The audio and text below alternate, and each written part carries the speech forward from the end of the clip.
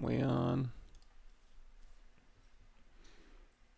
Yes, we are. Alrighty, let's get started. So let me pop this out. Thank you. All right, so we're gonna get started here. I've got a couple of quick things to go over up front, and then if you guys have any questions, just pop them up. The first thing I'd like to go over today, we went over the insect eye last time, so I'm gonna go ahead and knock that one as done here. I had one on Knurling, and there's a lot of cool things you can do with tiling textures. Hey everybody, thanks for showing up. Hopefully, oh, and I'm also doing display capture, not window capture anymore, so hopefully that'll alleviate some of the switching back and forth on programs. So if we do a lot of that, I do more of that on my stream, but we'll see how it goes. It should work fine. Okay, so let's start with Knurling. So Knurling is basically, you know, if you have a weight bar at the gym and it's got those little hatch marks, those little grippy little squares on the bar, that's Knurling. That's a type of Knurling. And we're going to make that. I had a question on my YouTube channel on that, so we're going to go ahead and go over that really quick. So if I'm going to do a tiling texture in ZBrush, one way to do that is to make a document that's square and then capture the height or the color information or whatever you want to off of that document. Another way to do it is to use a micro mesh if you want to like put it on a plane and just tile it across a plane. You know what? Let's talk about this a little bit more in depth. We'll go over a little bit of tiling, or at least tiling as I remember it. I don't do a lot of tiling. Usually the environment artists do a lot of tiling stuff. I off and on have to do a little bit of tiling here. So just some basics. If I go into make polymesh 3D here, and I've got a polyplane, and I turn on the smooth modifier, and I divide this plane up just to get some resolution here. I can also go into the, where is it? I'm going to start off really terribly here. I don't even remember. Hold on. It would be wrap is under, oh, I don't even, there it is, wrap mode under curve. Okay, so if we do wrap mode of 1 for our standard brush, for example. All right, I think that's global, so it's wrap brush for anything. As I'm, you know, brushing on this plane and I go to the top here, it's going to continue my stroke to the bottom. However, if I go over here to the right, it's going to go over to the left. So as you're just kind of, you know, making stuff, it's automatically creating a wrapping texture for you. Now, if you want to capture this as a seamless tiling texture, what you're going to need to do is go over here to your document. Well, I mean, you could try MRGB Z grabber and try and grab it perfectly, but it's a lot easier just to go over here to, oh, let's see, Windows 10 creators update finally fixes taskbar ZBrush. Oh, cool. Check that out. So document, I'm going to turn off proportional, and I'm going to do like a 1024, hit tab, and then 1024, hit enter, and then hit resize, hit yes. Now I have a perfectly square document. If you do like a 4096 or a really big texture, what you're going to have to do is go over here to zoom and zoom out so you can see your entire document. It's not going to change anything as far as the pixel goes, but you just want to make sure you see your borders. Go ahead and hit Control N, and then just redrag out your plane here.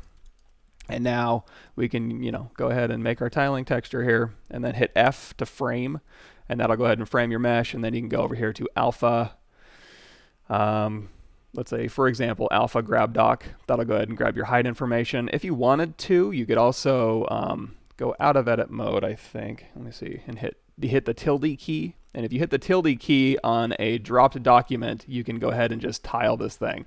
That can come in handy if you do something like grab a poly cylinder here, and we'll do Shift S to like save a snapshot here, Shift S. And now if I go over here, this document doesn't have wrap mode or anything turned on, so I don't want to cross, just like when you're in Photoshop and you want to do an offset, you don't want to cross over that line. So I'm going to skip that for now.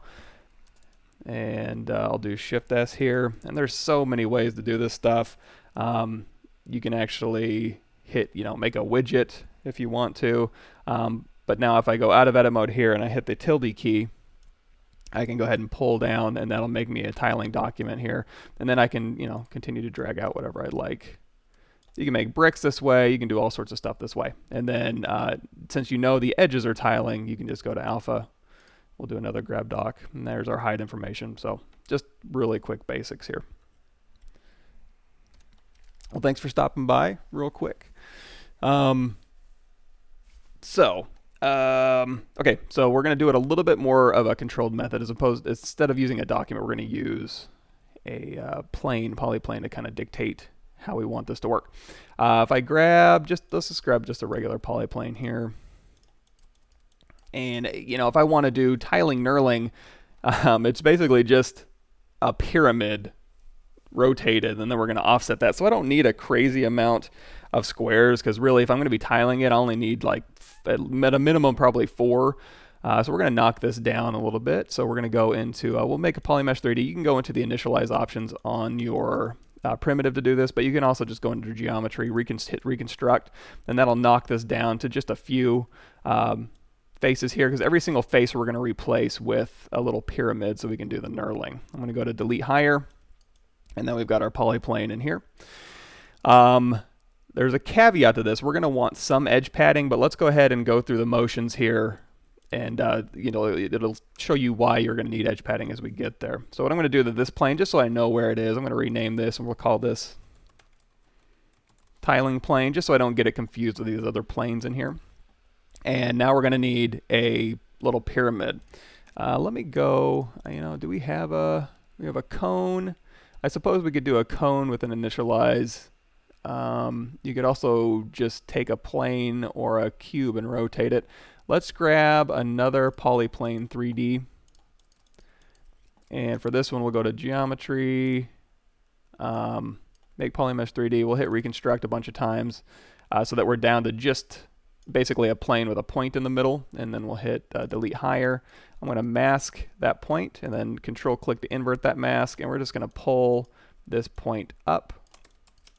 And then in order to get this to smooth a little bit nicer, I'm going to hover over, I'm going to go into my ZModeler brush, so BZM. We're going to hover over a point, and we're going to do bridge 2 points, and we're just going to bridge these corners here. So click one point, click another point, whoops, make sure you click the points, not the edges. There we go. And we'll go ahead and just call this our knurling square. And if you want to not get confused again, just go ahead and rename this to pyramid. Good morning, hired gun. Thanks for stopping by. And so we've got this here, and now we're going to take our polyplane, tiling plane here. And now if we hit F, that'll go ahead and frame our object here. You're going to see some what do they call that, little glitch on my document. It's not capturing those letters or anything, it's just a weird graphics glitch I have.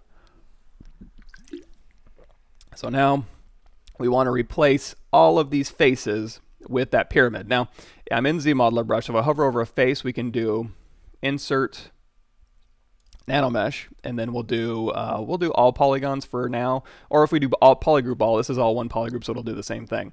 We can click and drag, and it's going to drag whatever the default object is, which in this case is a square. We don't want the square, so we're going to hit the M as in Michael Pavlovich, and we're going to grab the pyramid.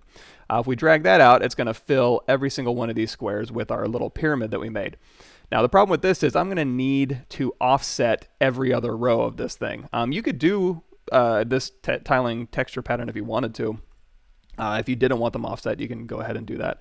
But instead, what I'm going to do is I'm going to hover over an edge with my ZModeler brush. I'm going to go to Polygroup, Polyloop, and we're just going to tap. If you tap and hold on an edge with a polygroup, you can tap Alt and it'll change to whatever color you'd like. And then we're going to skip and go every other one here. So what we're going to do is fill a NanoMesh with this one and then offset every other row. So now if we drag this out, it's going to go ahead and drag out our cube. Now in this case, since our object is it's just square, it doesn't really matter. But if it was an oblong shape, you might notice that it kind of flips and flops between like a squat one and a wide one, or a skinny one and a squat one if you have an object that isn't perfectly square. If that's the case, and this was brought up on one of my streams, I can't remember if it was my personal one or this one. If you go over here to your geometry, modify topology, do the align edge, and that's going to align all your edges to go in one direction. It's not really demonstratable with what I had. You know what, I guess let's undo that. Let's go to hover over face, insert NanoMesh, polygroup all, let's hit M, and we'll use a cylinder for this. So now if I hover over face, if I do all polygons, it's going to create a cylinder. See how they're kind of just like all over the place? Go to geometry, modify topology, align edge, and that'll go ahead and align all of them in the same direction. Of course, I don't want that to be plugged in, so we're going to undo that. We'll do align edge, and then we'll hit M again, and we'll grab our pyramid here. Oh, good point, Polysculpt. So the tilde key, the one I was using in a US keyboard, will be kind of up in the upper left-hand corner underneath escape, maybe. Next to the 1 key, it's that little curvy, swirly line. On the French keyboards, it's a little bit different, apparently. I'm not sure what kind of U that is, but it's a U with a dash over it, or the on a Mac, the less than sign.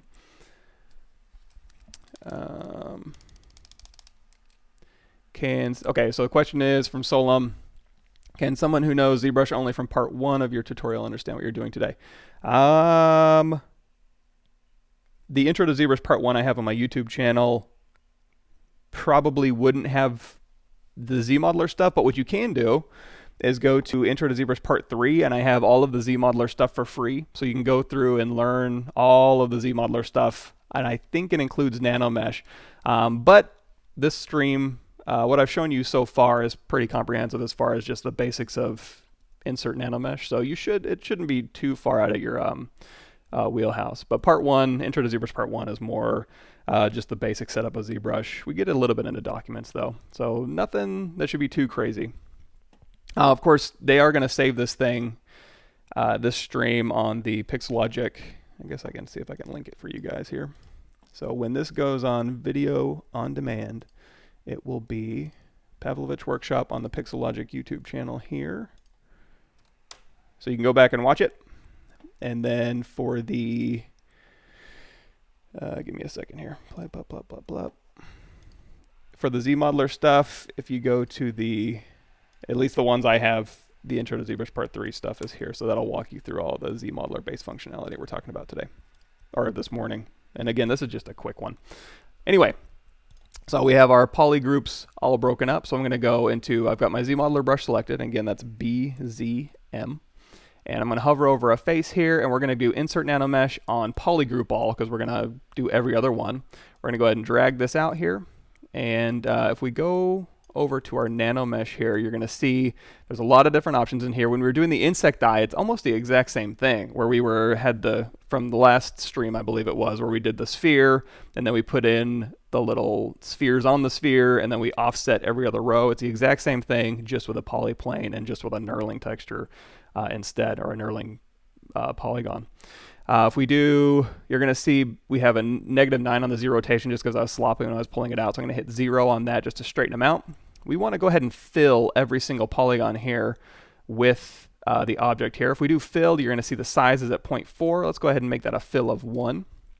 And there we go. We've got our knurling object perfectly on there. Now, of course, we're going to want to do the other polygroups here. So we're going to go ahead and drag that out. Now, if we want to copy the settings from the other one, we can just go back here to index 1.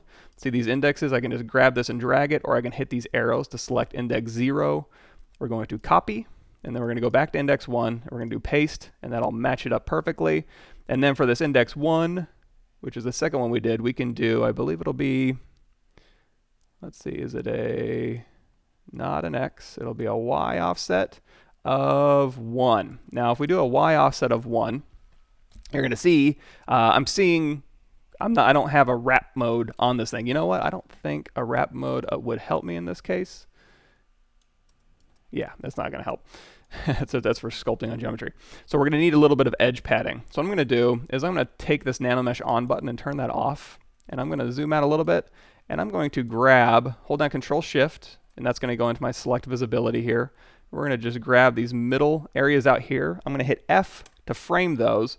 And when I frame those, I still have those missing pieces back here. So what I'm going to need to do is hit Control Shift and tap to bring everything else back after I've framed it. So again, grab these middle ones out for the padding, hit F to frame it, and then Control Shift tap out here in this gray area to bring those polygons back. Now we can turn NanoMesh on, and when we offset, we have that padding so that as we're moving to the left, it's going ahead and not clipping any of those pieces out. Cool. Everybody's still good? Awesome. So we have our NanoMesh, we've got our tiling, and just like the insect eye, we can do a micro mesh replacement, but I'm just going to stick with NanoMesh unless you guys want to go over the micro mesh stuff. It's the exact same thing as when we were doing the insect eyeball, so probably not overly interesting, and this is a lot faster anyways. So now what we can do, we can go to Alpha, grab Doc, and that'll go ahead and grab our, when we made our document 1024 by 1024, if you wanted to do a 4096 version of this, you certainly could. And that's going to grab our height information. So now let's apply this to a model. So I'm going to go out of edit mode, hit Control N. And if I want my document back, I can go to Document. If I turn on W size, it's going to take the width of this and fill it, which is what I do want. New document. No, I don't want to save changes. And now, back where we started, and now we have a height map that we can apply to another model here. And now I'm going to go to, I don't have any witch-like powers, although that'd be come in handy sometimes. And so now what we're going to do is what has knurling. Let me do a quick, let's make a, let's see, it'd be called a like 45-pound weight bar. Let's make one of them real quick. So I've got this reference up, so we're just going to make one of these real quick because that has some cool knurling patterns on it, I think. So we'll use ZModeler. We'll maybe use a little bit of transpose modeling, and we'll go ahead and make a weight bar. Question, is most of your Gumroad tutorials just using ZBrush? Yeah, I would say probably about 75% of them are. But there's some interesting stuff on there if you want to check it out. Most of it's free, so it's just kind of quick start guides for a bunch of different kind of things. So let's see if we can get, there's a good one. Okay, so weight bar. So we're going to break this down in different shapes, and luckily all it really is a bunch of cylinders, it looks like. So let's go ahead and I'm going to click on this little S over here, and that's the simple brush for 2.5D painting. If you ever wanted to do that, we can go, you can just kind of paint on your document. We don't do a whole lot of document painting on this channel, for my channel anyways. But there's a lot of really cool stuff we've gone over that you can do with some 2.5D projection master and document painting. But anyways, that's a tangent I don't want to go on. So we've got this here. Let's start with a, if we start with a cylinder 3D here, and now it's just a primitive. So if we go into initialize here, let's drop our H divides down to like 16. Just to make it a little bit simpler. Actually, you know what? Let's even go down to 12 here. And for our V divides, we don't need a whole bunch in here. We're gonna make those ourselves manually. So I'm just gonna drag that all the way to the left. It'll stop at 3. If you want to do anything crazy like taper the top or do any sort of inner radius or capping or anything, that's fine. But we're just gonna take the cylinder here, go ahead and make Polymesh 3D. And I usually like, just so my brain works good, I like to have Z forward that direction, which it is, and I'm going to go ahead and rotate this thing. We're going to go to deformations, and we're going to rotate this thing 90 degrees. There we go. So we've got this thing ready to go. I'm going to go ahead and hit X symmetry. So as we're moving this thing, or modeling this thing, we can be in X symmetry left and right, and all that is under transform activate symmetry. If you hit X, that toggles your symmetry on. It doesn't necessarily toggle X symmetry on if you want to change these options here, but for now it's an X symmetry here.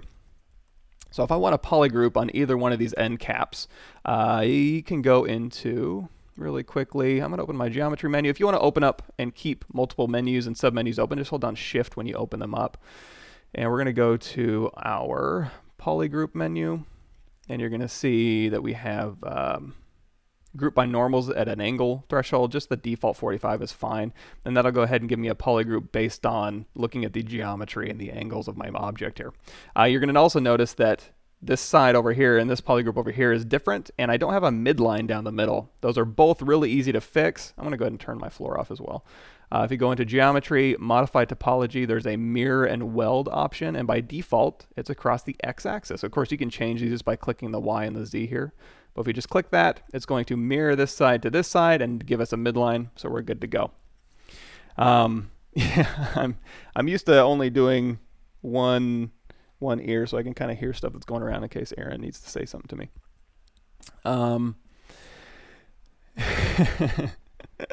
You know, speaking of unicorn hair nib, oh, okay, I guess it's not as bad. When I woke up this morning, my hair was going crazy out the back, but it seems like it's doing okay.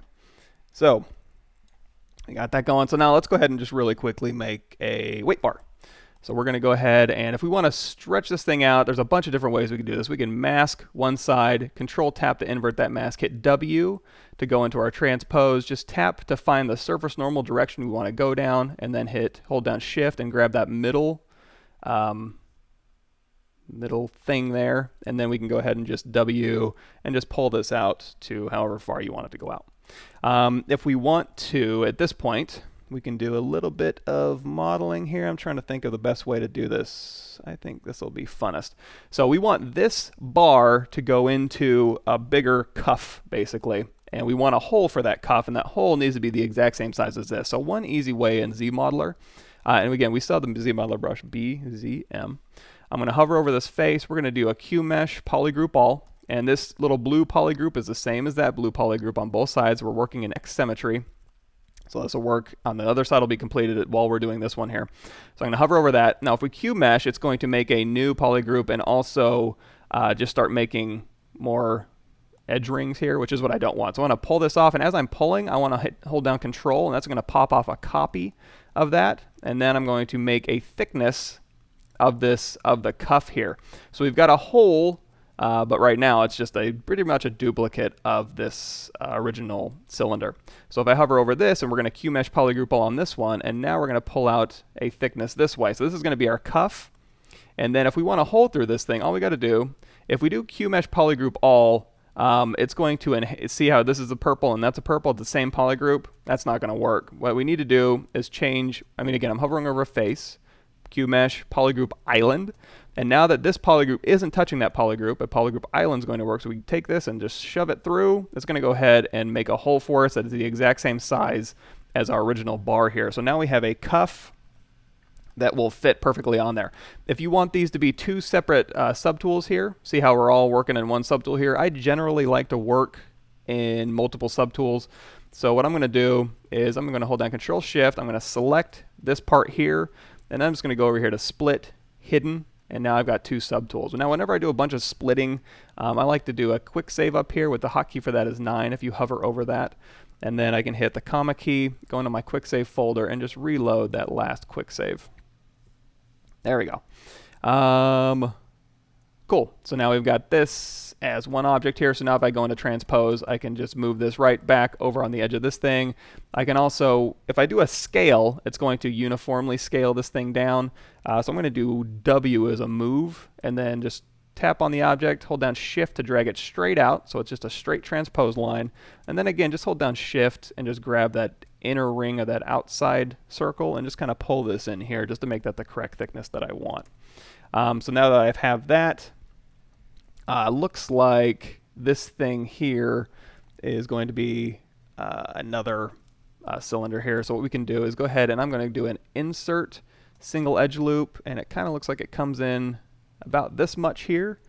And now I'm going to hold down Alt and just drag over these ones here, and then we're going to do QMesh. Since it's Alt tagged, it will treat this as one single polygroup if you wanted to. You could also do polygroup all if it makes more sense to you.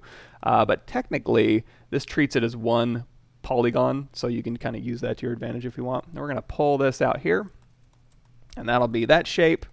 And then there will be some more cylinders in here, which we can go ahead and we can actually steal from our other one here. So let's go ahead and steal another one. I'm going to Alt tap this polygon, this subtool right here, and that's going to select it on my mesh. I don't have to go through here and like select them. I can just Alt tap in my document here, so I can just select it. I'm going to go in solo mode, and we're going to pull out another copy of this thing. We're going to QMesh, polygroup all, grab this one, hold down Control, go ahead and make a cylinder. So I just want that exact same size cylinder. I could also duplicate the subtool and move it over. You know what? Let's do that. I'll show you something different. So we can take this bar here. We're going to go to duplicate. And I just want to use this thing as a little end cap down here.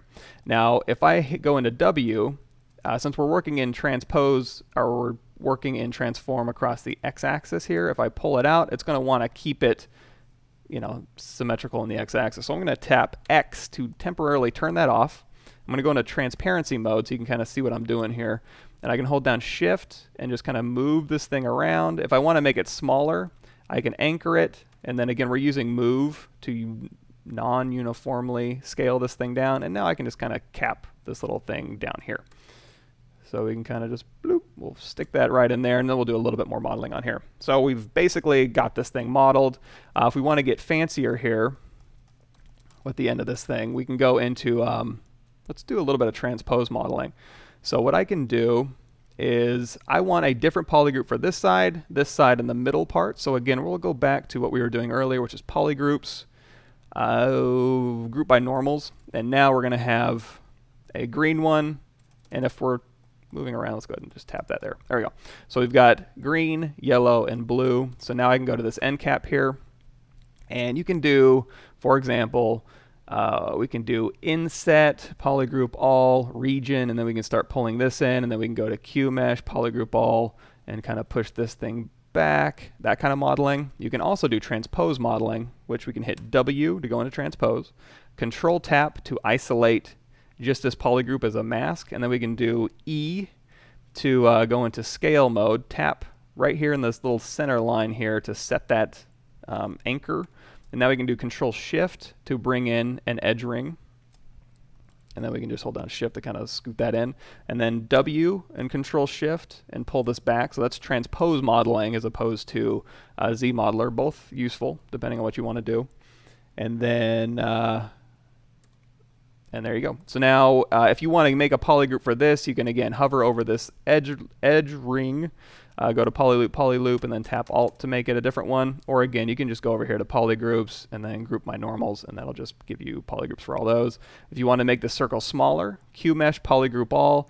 If you just bring it in, it's going to want to add an edge ring. If you hold down Shift, now not Control because that's going to bring off a copy, but start dragging this in and hold down Shift, that's just going to move it across that surface normal, so you can kind of make that bigger or smaller. And okay, let's say that's enough. If you want to kind of round this end part out, you can go into Insert Single Edge Loop with a Z intensity, and then that'll insert an edge loop with a little bit of bump on it. But what I prefer to do is hover over middle one, go to multiple edge loops, do interactive elevation, and then as you click and drag, you can kind of pull out how far you want it to go, and if you want to add more resolution, just drag. You can drag left and right to do height, and then up and down to do resolution. So if we do a little bit of height, a little bit of resolution, we can kind of bump that out a little bit. So anyway, we got that little end piece here. Let's make this one a little bit nicer. So I'm going to again Alt-tap these subtools here. And now these things usually have a pretty intense bevel on them. So I'm going to hover over an edge. We're going to do a bevel edge loop complete. And we'll just bevel this thing in. And if we've already like this bevel amount, all you have to do is just go over here and tap, and it'll keep your bevel settings. And we can also tap this one. Now if this bevel we don't want to be that intense, just click and drag again, and then you can kind of set a little bit of a smaller bevel there. And another one here, we'll just click and drag there. Okay, we've got that working, we've got this working, and we've got our bar working, so we're ready to do a little bit of workout. But I want to go ahead and smooth this thing. So if we go into solo mode here, your solo button is probably down here. I moved it up. But we're going to go into our geometry menu. We're going to go into Dynamic SubD.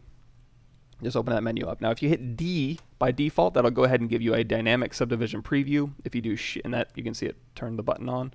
If you do Shift D, it's going to turn it off. So it's a really quick way to go through here and see what your object would look like. Instead of hitting Control D or dividing it up and getting actual subdivisions, you can just do a preview of what it's going to look like. Now when I do that one and see how it kind of just really does a nasty job on this thing, I'm going to want to crease these edges over here. A ton of different ways to do this. One way is to go to your crease menu under your geometry and do crease polygroup. That'll put those little double edge crease lines along each polygroup, and now when we hit D, that'll keep those nice and creased. And your smooth subdivisions here, so here it is subdivided, a preview of once, and then you can do Shift D to get rid of that. So it's not actually changing your geometry, just giving you a little preview. You can go here to the smooth subdivision levels and just crank that up. Let's put that at 3 here. And there we go. Same thing for this one. If we hit D, you're going to see it's kind of all right, but it's really doing a number on here. You could do, again, go to Crease Polygroup, and that'll go ahead and put it pretty much where you want. We got to do a little bit of cleanup here. And an alternative to that is you can go in here. Let's undo that. You could manually go in here, hover over an edge, and do crease, edge loop complete, and just tap in where you want your creases. You could also go under crease, and just like in the poly group when we were doing poly group by normals with the max angle, you can do the exact same thing with creasing with this crease tolerance. Now by default it's set at 180, so if you do a crease at 180, it's not going to really crease too much, if anything at all. So we hit D here, and I'm going to go into solo mode, and we start dropping this crease tolerance down. Let's drop that down to like 55 and hit crease. That's going to go through and look at the angles of your mesh. Actually, let's do uncrease all so we can do this. So we'll do a crease tolerance of 55, and you're going to see it's creasing some stuff, like these really major angles in here, but it's not creasing everything. So just keep dropping that down and hitting crease until it grabs all the creases that you want. And now we are good to go. If we want to up that subdivision here, let's go ahead and turn our smooth subdivides up to like 4 maybe. There we go. One more thing. Well, again, we'll alt tap this little middle piece here. We'll do our crease tolerance at like 42, hit crease, hit D, and there we go. We've got a nice little weight bar in there. So now we need to apply our knurling texture to this weight bar. Let's go ahead and do a quick save just in case. And how we're going to apply that. So there's a bunch of different ways to do this. And I mean, you could model it in, but doing modeling and offsetting and extruding, splitting point faces, depending on the model you're working on, it can be a little bit tricky. So we're going to take the easy way out, and we're just going to apply it as surface noise. If we go into our what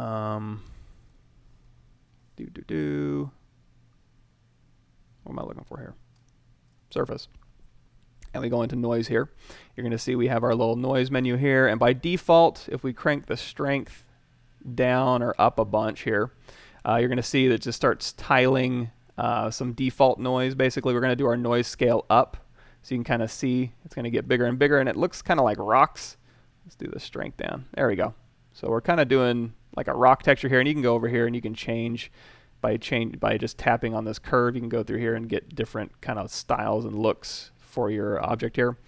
Two things. Number one, it's doing it based on 3D, not our UVs here. It does have some default UVs, which we'll check out in a second, but we might have to re-UV this thing really quick. But basically, we want to apply that knurling texture to our handle. So what we're going to do is we'll go back to 3D temporarily, and you're going to see this alpha on and off. We want to plug in our knurling texture in here. So I'm going to go cancel out of that. I'm going to go grab that Z grab here, and I'm going to export that to our desktop here, and we'll call that knurling. So we got our knurling here.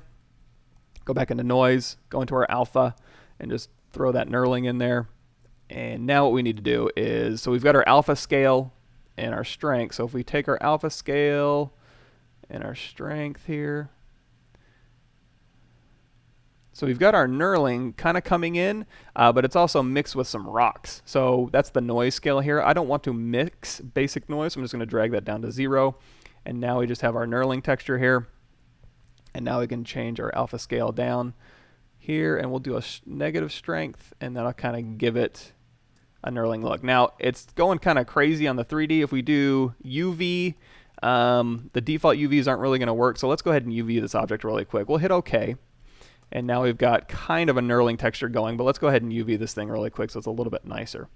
I'm going to go into, and we're also going to have to mask. So let's add some edge loops, and then we'll UV. I'm going to turn off noise temporarily. I'm going to go into polyframe mode. I'm going to go into solo mode here. And just to add some more resolution to this thing, I'm going to hit Shift-D to go out of dynamic preview, hover over an edge, insert multiple edge loops. I'm going to turn off interactive elevation. I'm going to go back to specified elevation of 0, and then we just click and drag, and we can just add some resolution here. We'll just make nice even squares, and then we'll go, I'm going to do a quick, and this is my custom menu, so I've already shown you the poly group and the uncreasing, so this is just a custom menu I like to use instead.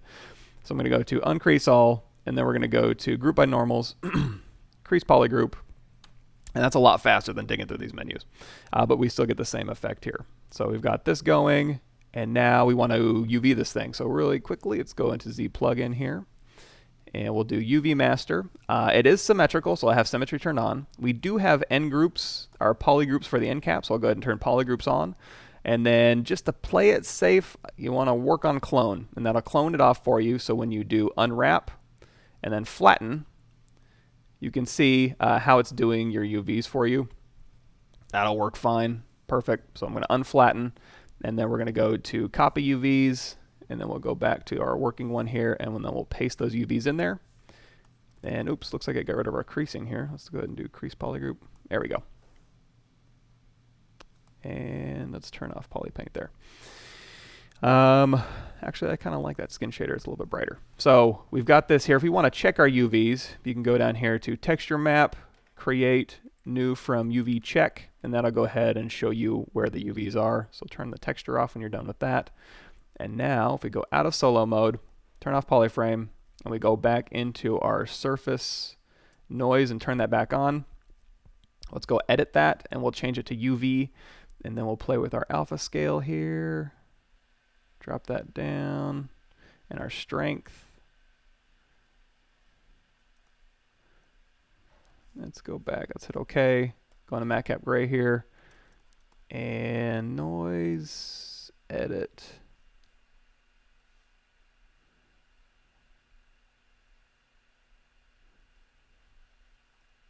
There we go. Turn off relative, and that'll kind of allow us to kind of pump that out more. Then we can hit OK. And there's our knurling texture. Now, if we want to dictate where this goes with just surface noise, you can go in here. Actually, it's going to be a lot smaller than that. Let's go into edit here, and we'll just drag this scale down a bunch here. And that might be a little bit intense too. Edit, and we'll just drop this strength down. Okay, so now if we want to dictate where this goes, you can just go in here and mask. So it looks like on this one, it kind of goes here. We're going to mask and invert that, and then we can do like invert this mask. And now if you go over here to masking, you can turn off view mask, and now you've got kind of the knurling applied to the areas where you would want it. You can, I think this will actually show up. Let's do a little test here. External render Keyshot, and we'll throw this in a Keyshot and see if that carries over. If not, it's not a big deal. We can apply this to our mesh too, but I just want to do a test. Do it live.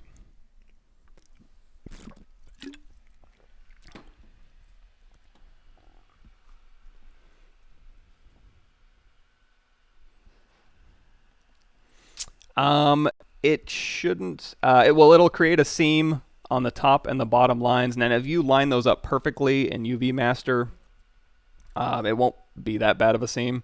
Okay, yeah, it did. Cool. So let's go ahead and let's swing back. I'm going to go ahead and pause this, and we'll go back into ZBrush here. And in order to make this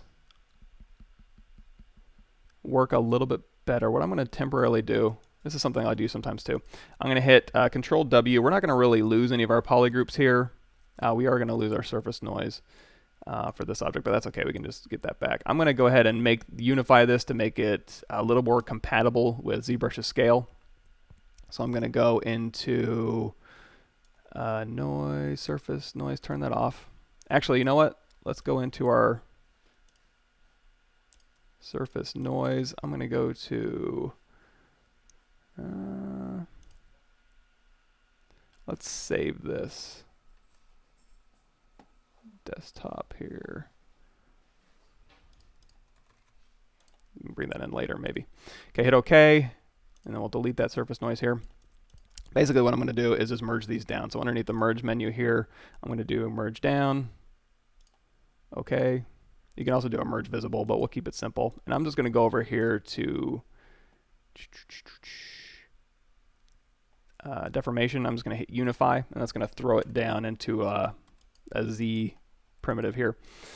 And then I can go back up here, and since these are all, well, we can just do split by similar parts. So we'll go to split to similar parts. That'll split these back up. into the 3 parts we have. Let's do a quick save here. Hit the comma key and we'll just load up that last quick save.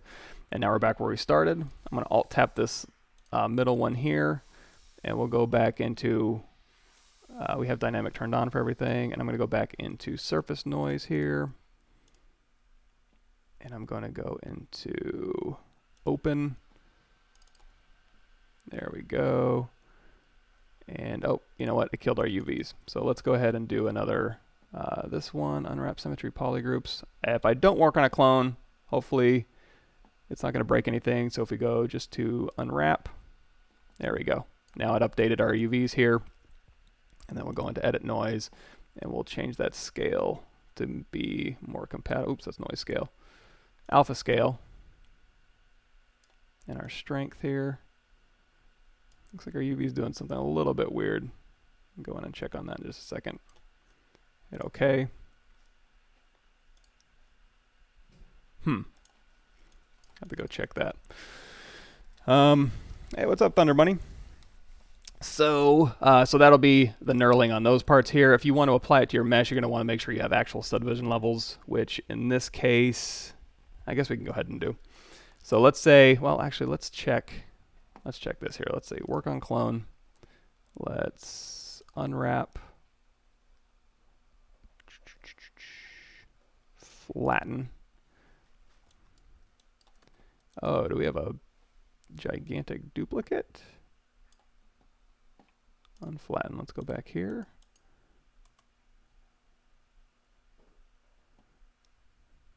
I wonder if we had some hidden meshes when we were duplicating this thing off. Okay, let's fix that real quick. That's not good.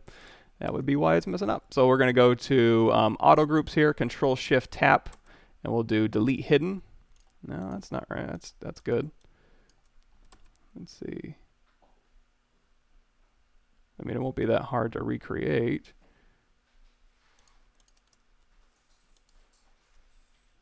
Let's go to split to parts. Nope. Let's see. Work on clone. Let's go to unwrap, flatten. There we go. Okay. Unflatten here. So, okay. That's weird. I'm going to go ahead and this one right here, I'm just going to do our group by normals here. I'm going to do a quick mirror and weld. And then I'm going to go to work on clone. We're going to go to unwrap, flatten. There we go. These look much better. Unflatten, copy UVs, and then we'll go ahead and paste UVs. I'm not sure what that was all about. And then we'll go ahead and do a crease polygroup here. And then we'll go into our surface noise, edit. We're going to turn off, make sure relative is turned off here. Crank that strength up a bit. And alpha scale this down just a bit. All right. So we've got our knurling here. Let's turn on matcap gray, and we're going to turn off polypaint for that. So now if you want to actually apply this to your mesh, what you want to do is, again, make sure you have subdivision levels. So if we turn off our surface noise here, we're going to hit well, we do have geometry dynamic, so if we hit apply, that's going to give us actual subdivision levels. Let's hit Control D a couple more times to get up into enough points to kind of inherit those deformations here. And then we're going to do 2 things. We're going to go to layers, and we're going to add a new layer. And we're also going to go over here to morph target, and we're going to store a morph target. So now what we can do is we can turn on our surface noise. We can apply that surface noise to the mesh. And then when we're done with that, what we can do is we can go to the layer here, and we can turn this down. And so now, because we put it on a layer, we can either overcrank it, or, you know, be like, you know, when it applied it to the mesh, I want to actually turn this down a bit just to kind of lessen that height there. And then we can do bake all. And now that we added a morph target here, we can go to BMO. Yeah, BMO, and go to our morph brush here, and then with our morph brush, we're going to turn off RGB, just use Z-add, crank that up to 100, and now we can morph this back to our original mesh here. You can also go in here to switch, and that'll switch from our morph target to bring that to the front, and then now where we use our morph brush, it'll morph in where we want the knurling. So we can also just, you know, we also could have masked where we wanted our noise to go. That probably would have been easier. But let's go ahead and just like mask this here and then mask this here. And let's see if that'll do it. Switch, no. Yeah, that probably would have been a lot easier. Or make polygroups for where we wanted this stuff. Anyway, we can use our morph brush just really quickly. Kind of go, okay, knurling here.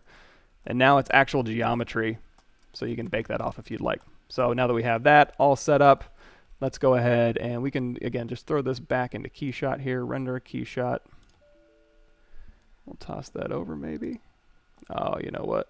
I think, yeah, it's paused. So you want to unpause that.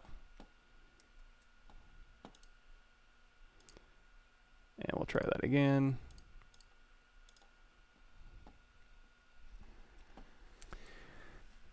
Hey, everybody. San Antonio, I might be there sometime this month. Maybe doing a talk. ZBrush does have pre-UV'd primitives, but because I took that primitive and stretched it out, you know what, I probably could have taken those UVs and then in UV Master just went in and transposed the UVs out how I wanted them, but I didn't think about it. Okay, so now let's go back to Keyshot here, and we'll go ahead and just do right click, look at, let's grab something specifically.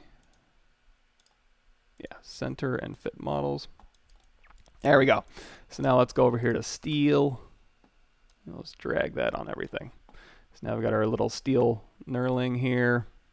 And of course, we're going to want to put that into a cool environment here. We'll go outdoor. And now we've got our outdoor steel knurling. If we want to change these properties a little bit, just go in here and you can, I'm trying to think, maybe this looks like a little bit more.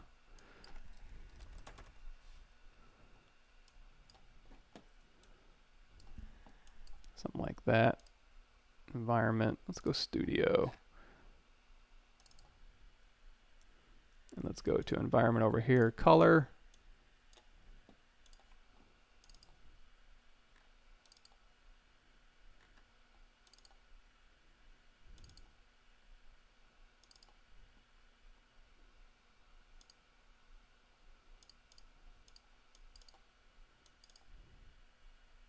Some interesting reflections. There we go.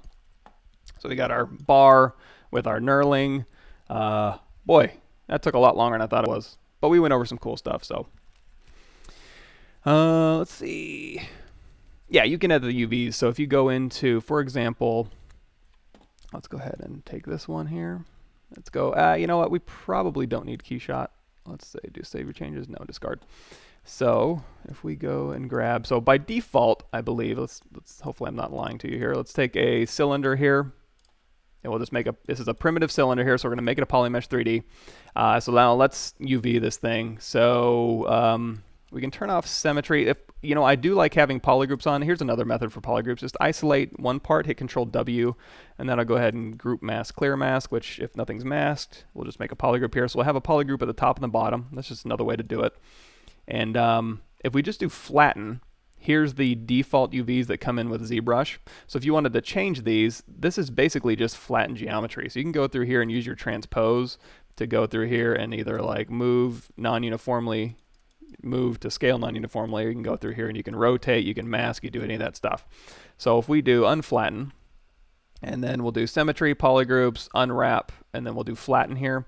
You're gonna see here's our new polygroups here. So if you don't want these things to be, you can go ahead and scale these things down. You can also go in here, and since it is just geometry, you can take this brush and then go to auto masking, crank your mask by polygroups up to 100, and then wherever you click, it'll just affect that one polygroup here. So now you can like move these things down, or you can scale them down. I wonder, there probably is, let's try and figure something out here. So if we go, let's see if this will work. Masking by border. So we can mask our border. Control click to invert that mask.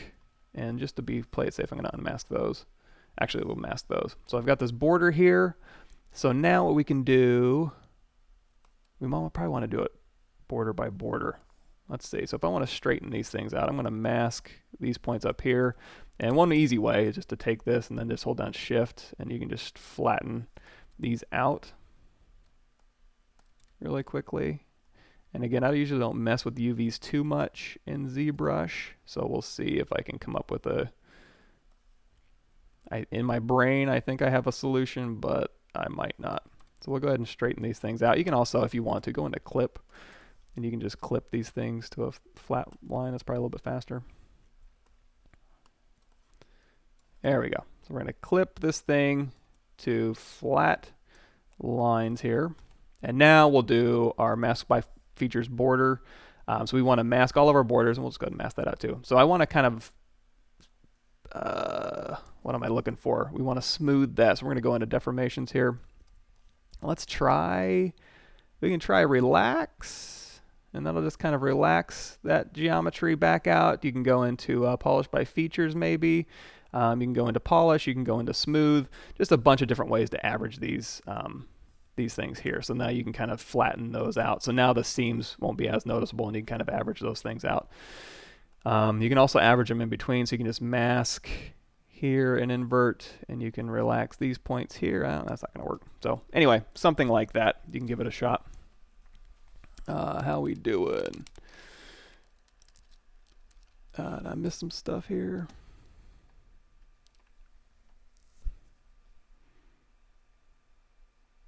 Cool. So yeah, we were just making, let me go here. Let's unflatten a little bit of UV stuff here. So we were making a weight bar with knurling pattern on it. So when we did the knurling, we came up with a knurling brush alpha that we created in ZBrush that's nice and perfect in tiling, that we then applied using surface noise and some of that good stuff. So let's see. Yeah, and yeah, the GoZ stuff is all up in here, and you should be able to, if I wanted to GoZ this to another program, I should be able to hit that, and it'll walk you through the GoZ process. Hopefully it uses it. How to merge all UVs, that's a good one. Ooh, because I want to say, if we have our polymesh cylinder here, and we flatten,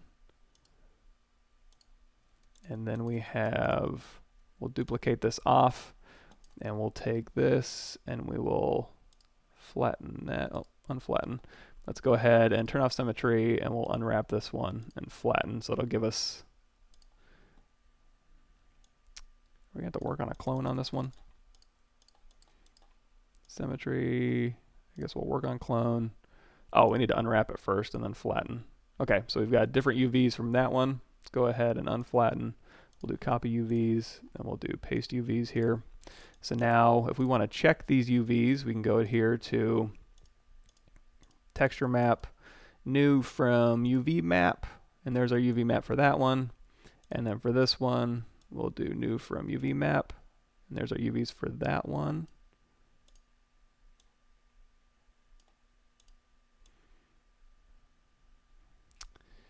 And yeah, if we merge these things down, yeah, it's gonna kill our UVs. I'm not sure how to keep your UV button.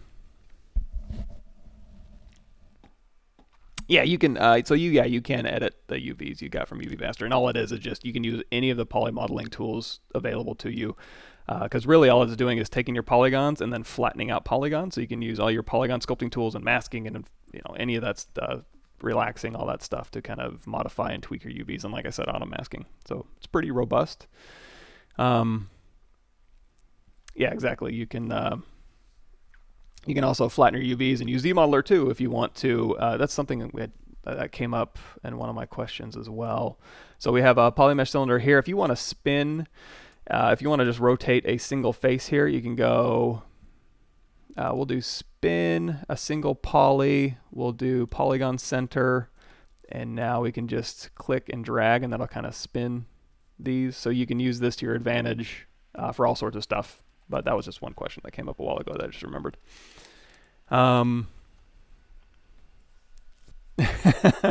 I wish I was rich. Cool.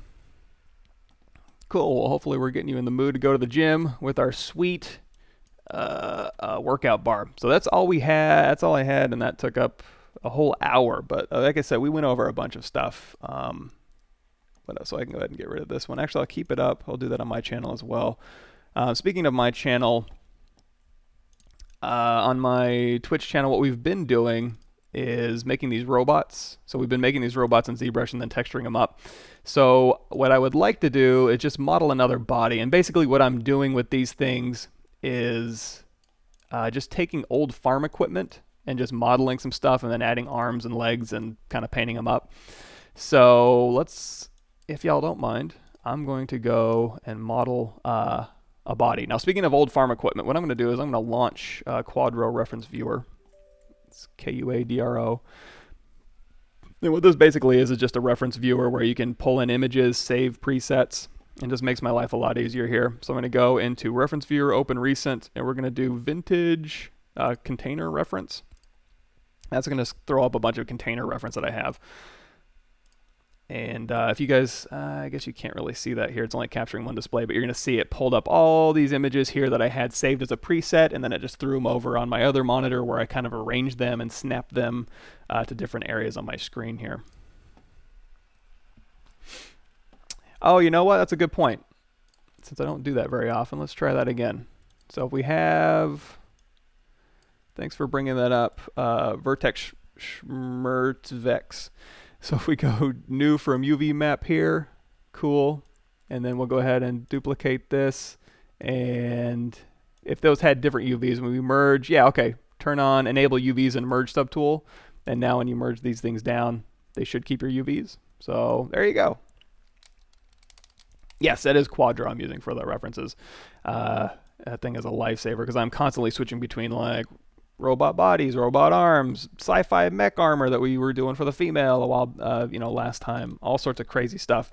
So it just allows me to quickly switch between different types of reference and also arrange them on my other monitor so I can kind of have my IM windows down here, my OBS window, any sort of notes I want to have up. I can arrange the windows organically so I'm not stuck to just a big old square.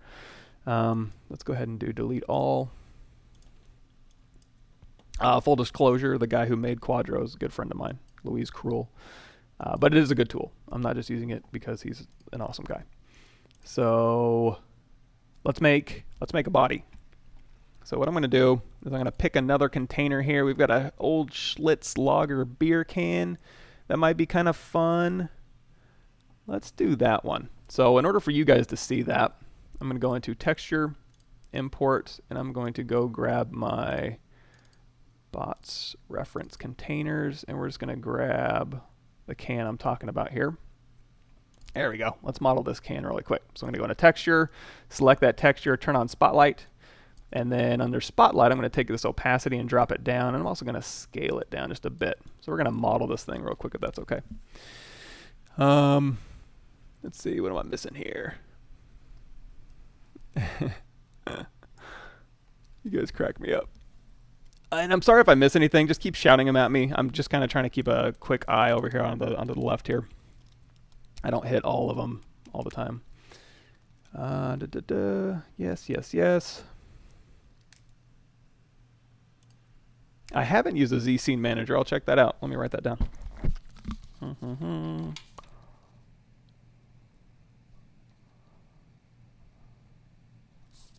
I will definitely check that out. So, speaking of cool stuff, if you do, so at the very beginning of this, we were doing our knurling texture, and we just kind of did it the basic way. Joseph Dress has a really good plugin for that I need to, it's been a while, but let's see. I'll link you guys.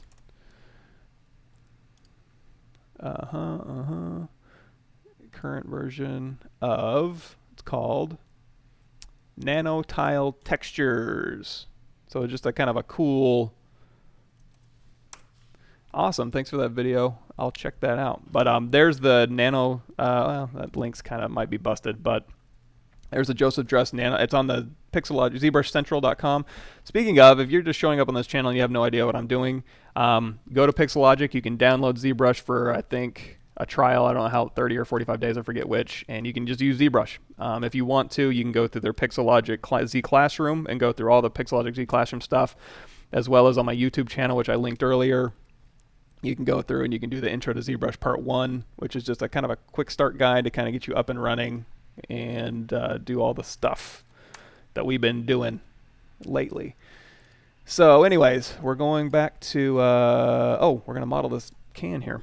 So let's do that. So we've got this can, and let's go ahead and model it. Now I just have this thing up just as kind of reference so we can kind of see it. It's not an overly complicated model, but just in case we can kind of match it up if we want to. So let's go ahead and I'm going to hit Shift Z to get rid of that spotlight. And let's go ahead and clear all this stuff. I don't really need all that stuff. So I'm going to go Preferences, Initialize ZBrush, and kind of clear ZBrush out here.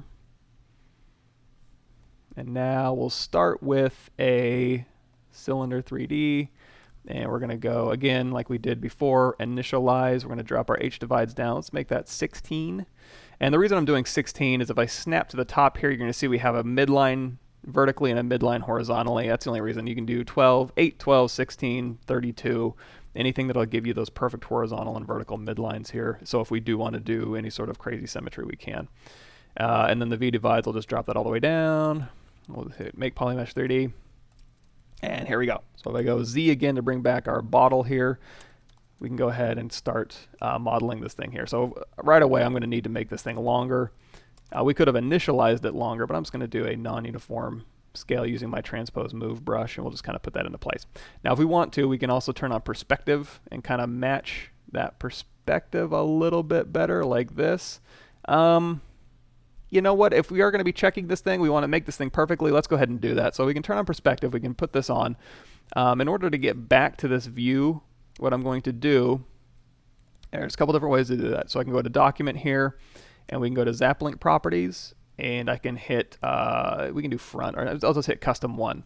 So now if we move this thing around and over, and then we hit Custom 1, it'll go ahead and snap back to that view. Alternatively, another one I like to do, and we've gone over this before in my other videos here, is we can go to, and you know what? Now I'm thinking about it, let me relink you guys since a lot of you guys are just coming in. If you want to see the video on demand version of these videos on my workshop channel, here's Pixelogic's YouTube channel for my Pavlovich workshop.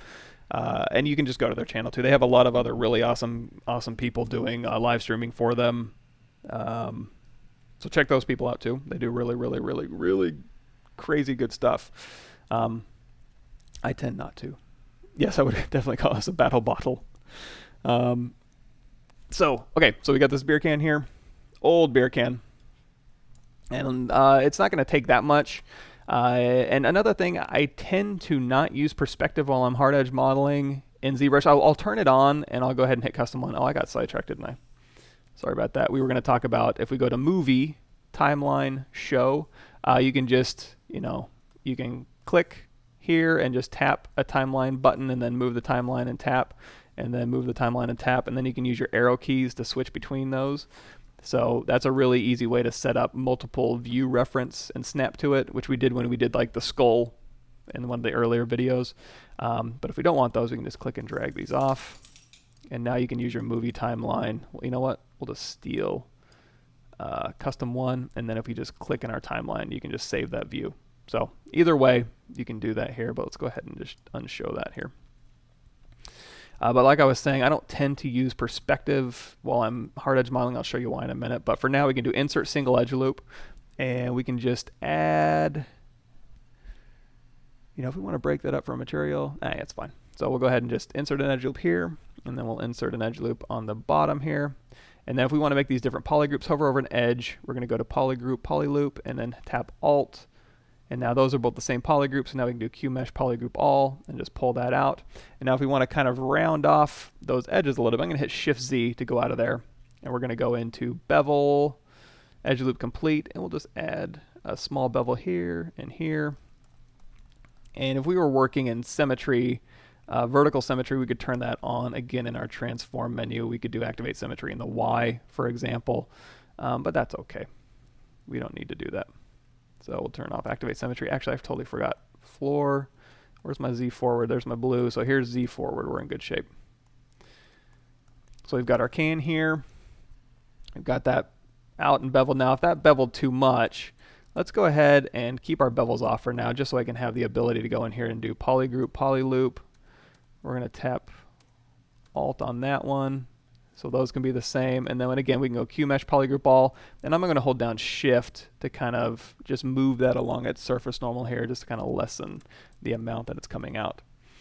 The polygroup ring is if you just hover over an edge here, and then you change that to, so we're in the edge actions, go to polygroup, polyloop, and then when you tap it, it'll make a new polygroup. Now, if you want to cycle through polygroups here, just tap and hold and then hit Alt, and that'll just cycle through different polygroups here. So now that we have that, let's go ahead and go up to the top here, and we can hover over an edge, and we're going to change it from polyloop, our polygroup, to a slide, and we're going to slide edge loop complete, and we're just going to slide this in here. Looks like it goes about this far, and then this one, we'll go ahead and do a QMesh polygroup. Let's do polygroup island, just in case this polygroup at the bottom is the same polygroup, because if we do polygroup all, you're going to see it's going to pop out up and down, so we'll just make it island. And usually when I'm working with polygroups, I do island just to make sure I'm seeing what I'm seeing here. And we're going to pull this up. Now, how far to pull that up, I'm not sure, so I'm going to bring back our reference.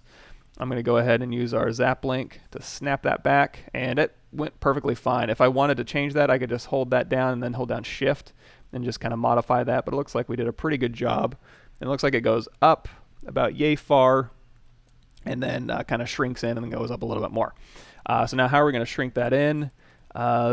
Usually what I would do is, then this is where I get out of perspective mode. If I want to like mask this top off, I can, but you're going to see as perspective kind of goes up and around, it tends to, you know, if I just kind of mask here, it's only going to grab those pieces. So I just tend to be out of perspective, and it also can kind of throw off your surface normal. So if I tap here, you're going to see how it kind of goes off to the side just a little bit. When I tap that center line, it kind of just goes off just a little bit over to the right.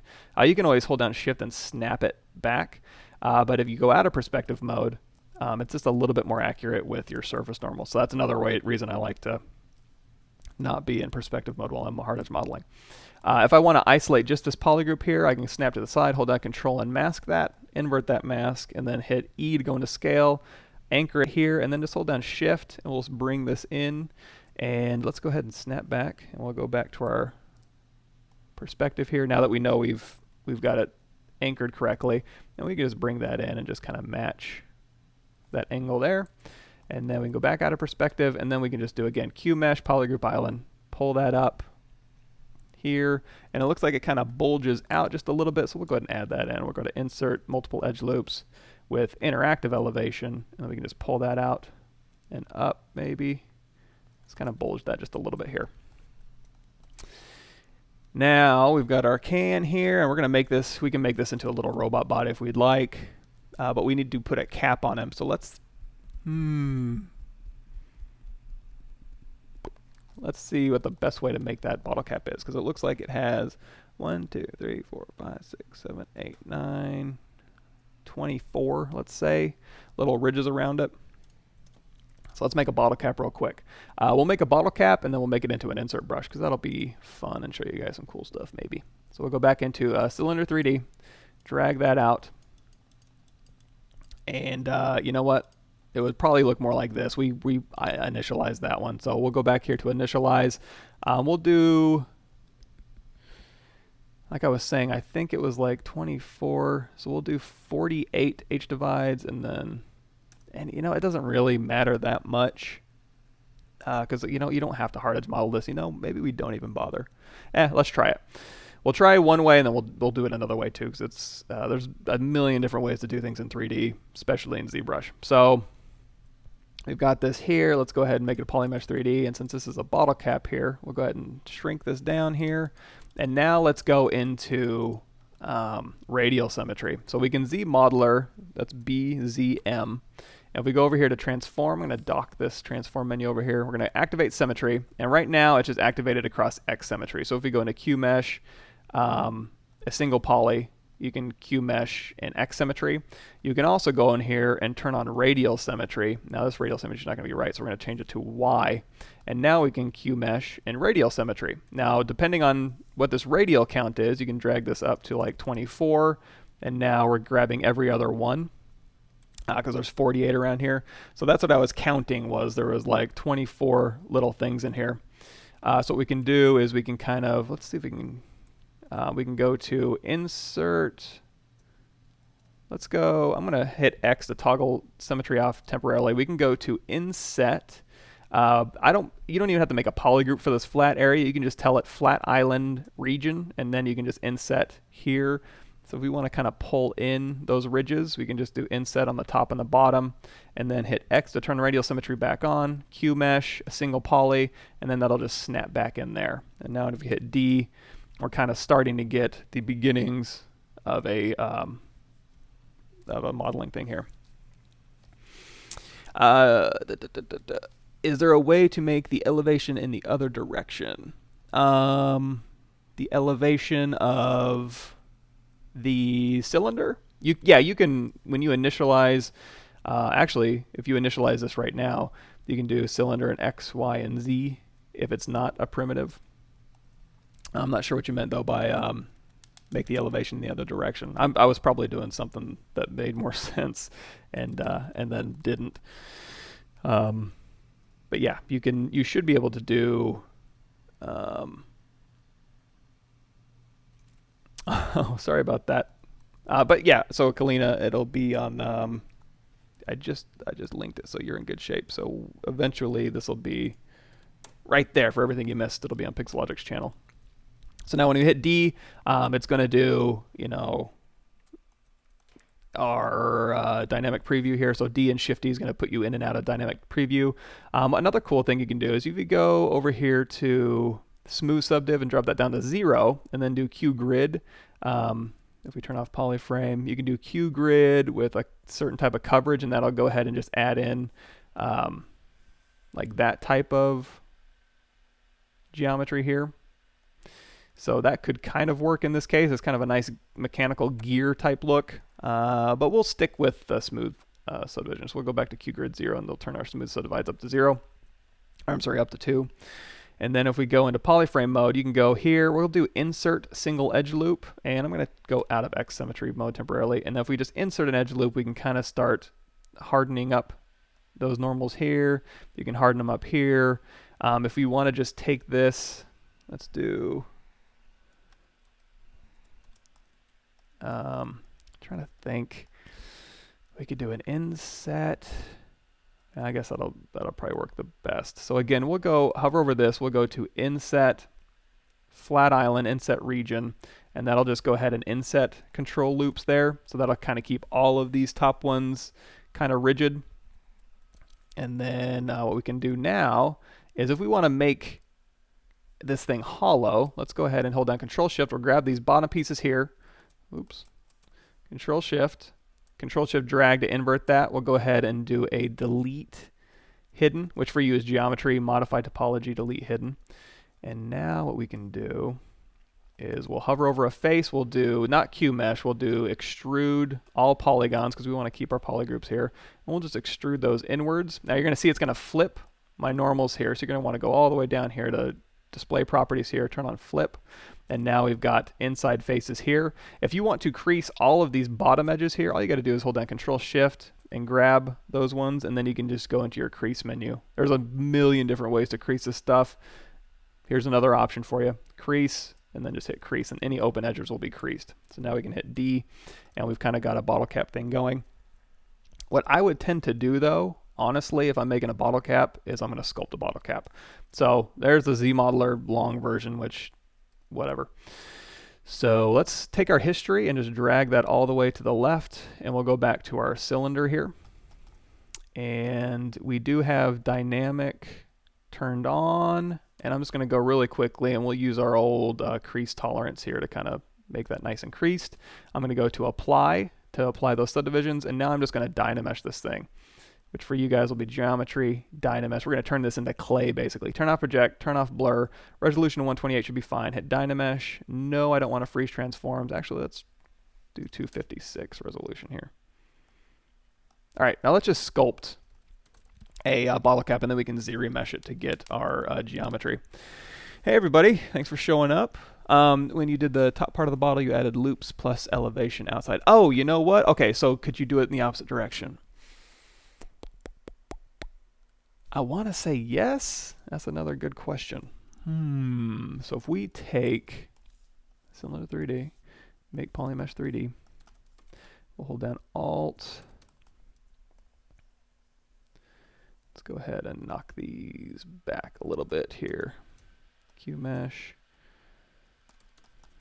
So now if we go here, we can do insert multiple edge loops, interactive resolution, interactive elevation. So if we pull this out, that makes more sense. I don't know why elevation didn't click in my head as far as interactive elevation. So you could elevate it out. Can you go elevate it in? Yeah, it looks like it. Just keep dragging the other direction. I always elevate out, so I wanted to make sure I wasn't lying to you, but it looks like it's working. Yeah, you 3D printed. Cool, cool, cool. Cool. Everybody's back. So yeah, just pull in, and then I'll go ahead and do interactive elevation so it cuts in. And then, of course, you can go D. Now we got some cool panel sci-fi tech bits. So back to our, oh yeah. So we were doing this thing here, and we were going to sculpt this thing. So we just turned this into a nice sculptable DynaMesh here. You can hit Control W, make it all in polygroup. So now what I'm going to do is I'm going to start sculpting here. So you're going to want to like go into Trim Dynamic and then trim this down. Of course, it's going to be a lot easier if you go into your Transform menu. You can hit X to activate symmetry here, and you know, by default it's just going to be X symmetry here, which you know, you can sculpt in symmetry here. You can turn on X and Y, and you can sculpt on oh, is this thing not? Oh, so yeah, X and Y. If we turn on local symmetry, that'll do X and Y symmetry on the object here, which is cool. X, Y, and Z will do symmetry like so. And of course, we're going to turn on Y with a radial count, and now we can do symmetry in the radial direction. If I crank this all the way up to 100, it's just a really easy way to go in here with Trim Dynamic and just start kind of trimming off and holding down Shift and smoothing. And you can see we've already got the bottle cap shape we want. We can drop our radial count down to, again, 24, and we'll just sculpt this thing. Now we can go here, we can do a clip circle, and we can use our clip brush, hold down Alt. We can kind of clip that in a little bit as a start. Let's make that a little less harsh here. Something like, and again, we're holding down Alt to do that. Okay, we've got the bottle cap here. We can go ahead and hold down Shift. If you want to, you can make your, let's go ahead and I'm going to turn off Preferences, Edit, turn off Align Cursor to Surface here. Let's make sure we don't have Dynamic on. If you're ever sculpting, and if I hit D accidentally and I start sculpting and it's like, oh, I can't sculpt very fast, make sure you go over here to Dynamic and make sure you don't have Dynamic on. So you can do Shift D, and then I'll go ahead and turn that off.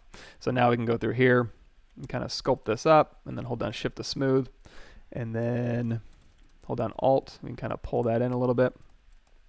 There we go. So we've got our basic bottle cap shape here. Now, of course, if we want to make this hollow, what I'm going to do is I'm going to crank this back up to a radial count of 100. Hold down Control, and actually, you know what? We don't need any of that. Hit X to go out of radial symmetry. Hold down Control and drag, and we're just going to take this top part here. We'll hit Control W to make it a polygroup. We'll isolate that, Control Shift tap that one. And then we'll go ahead and do Geometry, Modify, Delete, Hidden. We want to smooth these borders out, so I'm going to go back into, we did this earlier, to our masking. Mask by border, Control tap to invert that, and then we'll go to Deformation, and we'll just do a Polish by Features, Open Circle. Maybe not Open Circle. Let's just tap that one and kind of polish those edges out. And now we'll just use ZRemesh to give us some nice topology here. So we're going to go to ZRemesher, and we'll go to, we got 70,000 polygons now, so we'll keep target polygon count of 5. Adaptive size, we'll drop that down to 10. So it'll inherit some more edges around where we want to, control edges here. And we'll just have ZRemesher give us some nicer geometry here. Give it a second. Now 5 might be too high, it might be too low. If it is too high, we can just do half, which is usually what I end up doing. So if we turn off LSim and go into polyframe mode, here this is, if we want to, we can turn on half in ZRemesher. That'll just drop that down. And now we've hit D. There's our dynamic preview. Looks okay. Let's go ahead and actually, you know what? Let's build in a control loop on top here. So I'm going to go into slice curve. I just undid that. I'm going to slice a polygroup here. And now we can do ZRemesher. I'm going to keep groups to keep that line here. And then we're going to do a depth size down to 10. We're going to do target polygon count of 5 again. And we'll just hit ZRemesher. How we doing? And again, I apologize if I miss some questions here. I'm kind of hopping back and forth.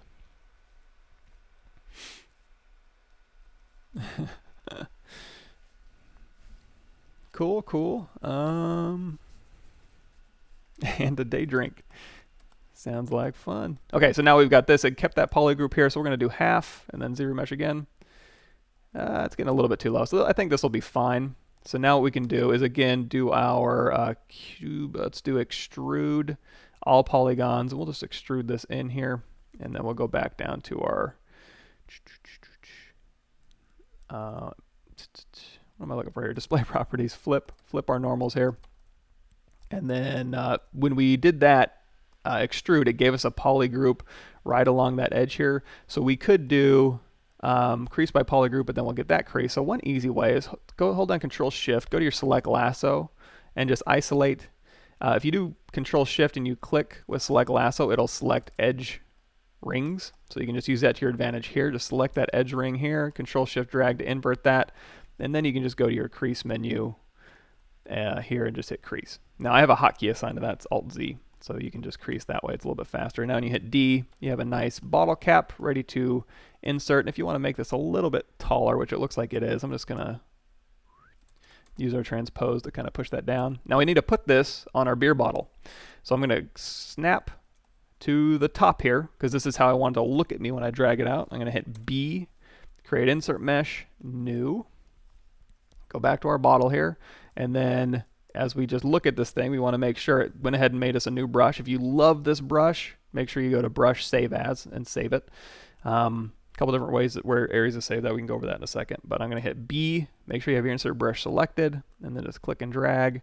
And now we've got our bottle cap right here. If you want to split this into its own poly group, you know, whenever you drag out an InsertMesh brush, it automatically masks everything out. And where that is under your brush. Whoops.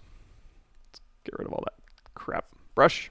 If your brush menu is getting a little large over here, you can hit R. It'll clear that out a little bit. Auto mask mesh insert is turned on by default. So it'll go ahead and mask everything else. Now you can just do split to unmask points. And now you have your little beer bottle and your little beer cap here. So you're good to go. Let's do a quick save just to kind of keep us, make sure we don't lose anything here. Cool.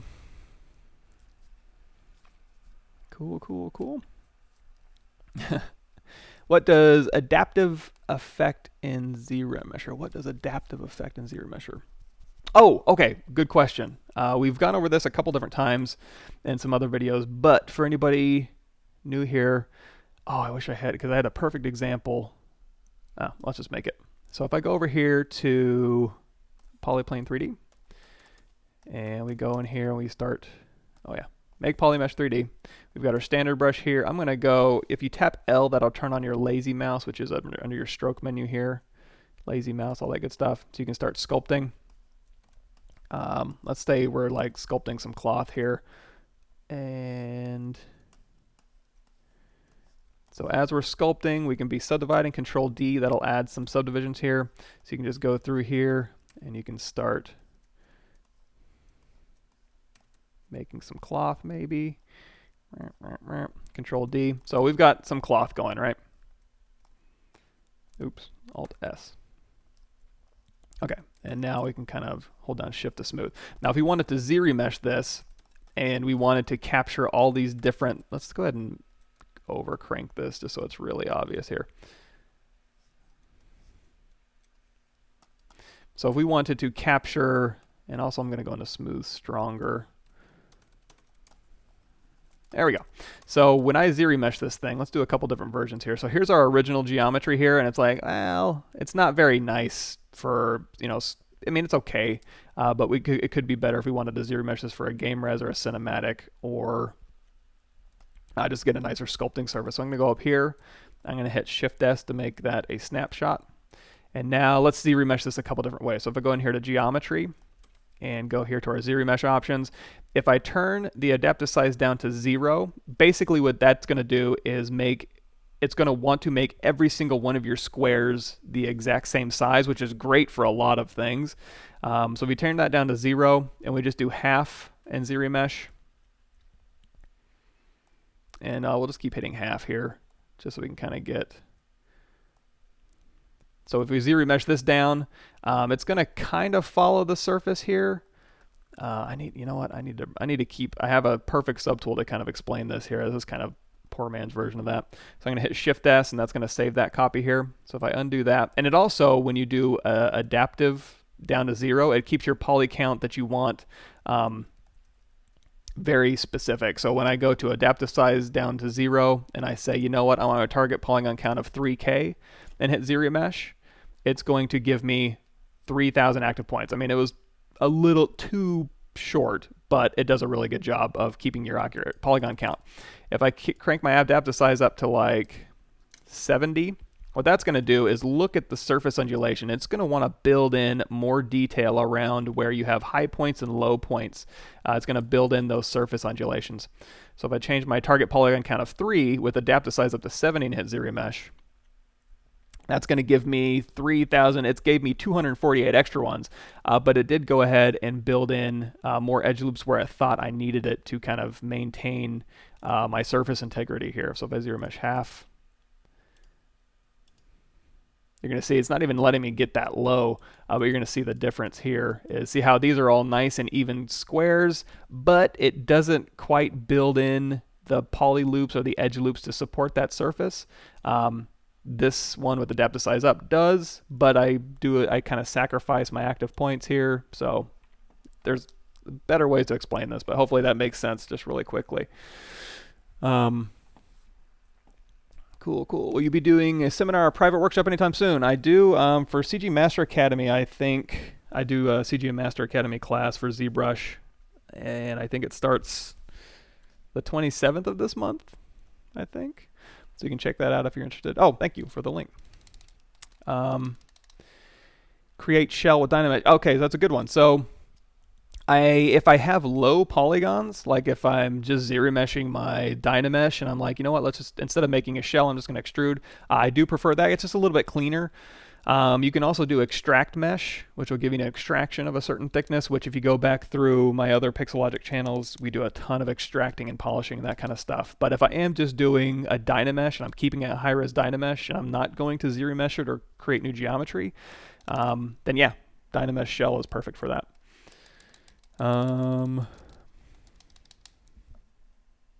Cool. Yep. Yeah, and for my personal channel, like Mortar Kaner said, is yeah, I got the video on demand and stuff for my personal channel too, which is where we made those robots. So that's been kind of a fun little project here. Cool. All right, so we've got, where do we end up? We got our little beer can here, and at this point, it should be pretty simple. So we've got this here. If we hit D, that's going to average all the vertices here. So again, I'm going to go into geometry, go to my crease tolerance and drop that down and just hit crease. And now you can kind of start seeing, if I keep dropping it down, it's going to probably start creasing too much. If I drop this down to like 14, it's going to start creasing these edges here because these are, 14 degrees or less. So in this case, up around 29 is the crease amount I'm looking for to kind of get the creases I want. Now I do want to add a little bevel to these edges here. Now here's a cool thing. I was on my stream and somebody brought it up and I was like, you know what, that's probably going to work. And Joseph Dress did it. And I totally forgot this is even a thing. But first what I'm going to do is I'm going to mask these points here and then hit W, and we're going to do a non-uniform scale just to pull these points up I'm going to pull this up and then mask it, and then I'm going to push this down just because these ledges weren't as big as I had originally. A little bit better. Okay, so now let's talk about this. So I'm going to hit Shift D to go ahead and how much time do I have? Okay. So if I hit Control D, that's going to give me actual subdivisions. So what I can do is hit Control D. I'll hit Control D again. I've got 3 subdivisions level. Now, you see how sharp these corners are? What you can do is as you're subdividing, you can go divide, divide, keep my edges nice and crispy. And then you know what? Hit Uncrease All, and then hit Control D again. And see how it kind of just allows me to average my vertices at past a certain subdivision level? So you can do that with Dynamic Preview. So let's undo that. We'll go back to where we just have 0 subdivisions and we just have our dynamic on. Where that's controlled is we have our smooth subdivision level. So if we change that to 4, that's like hitting Control D 4 times to get actual subdivision levels. You're also going to see a crease level over here. So if we change that crease level to 3, it's not going to update. So you need to hit Shift D and then D again. And what that's going to do is effectively give me a dynamic subdivision preview of going up 4 subdivisions and creasing at 3 and then uncreasing after that point. So if I change this to a crease level of 1, that's going to be subdivide once with crease turned on and then turn it on after that, turn it off after that point.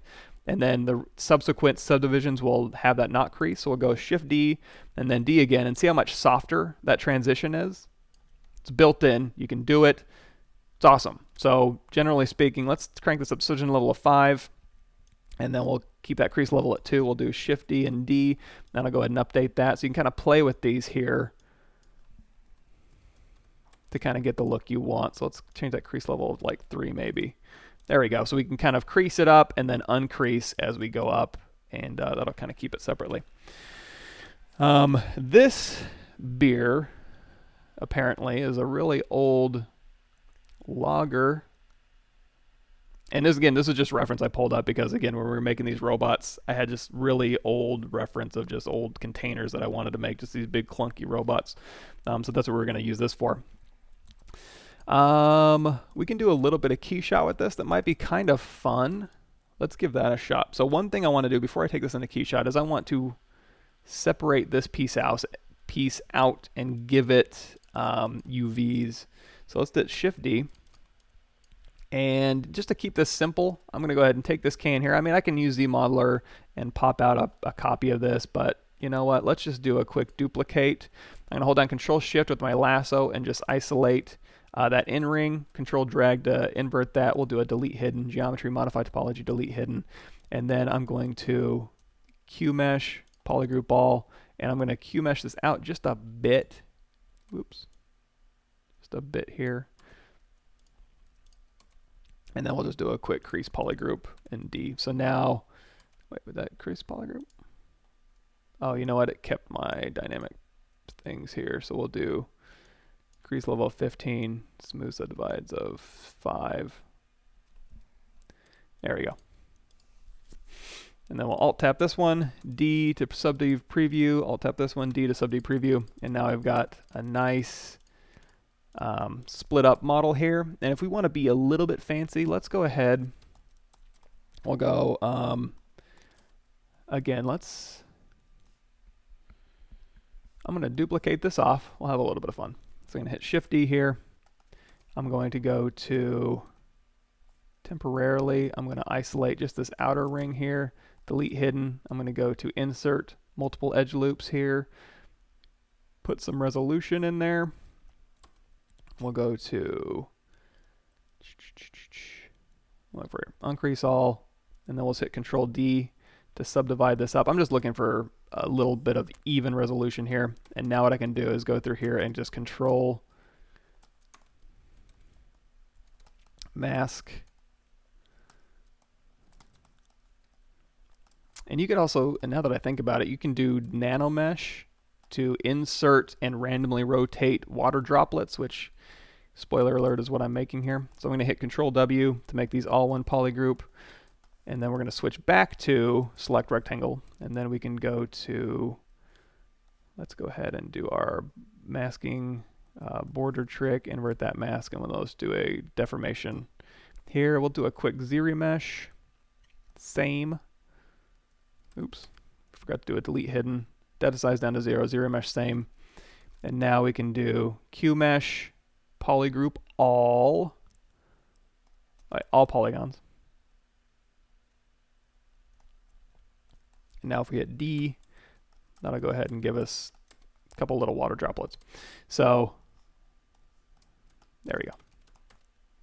Those are ugly water droplets. Let's go ahead and hold down Shift, and let's just kind of smooth these things down a little bit.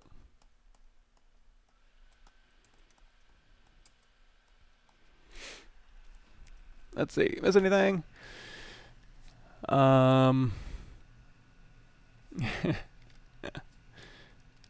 Cool. Config files.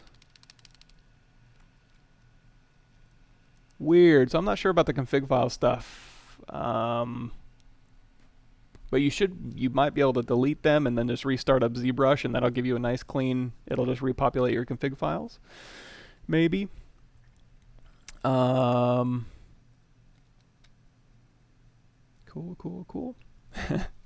Okay, so we've got our beer bottle here, so let's go ahead and did we keep that open? We didn't. No biggie. So we'll go to render, external render, don't auto merge.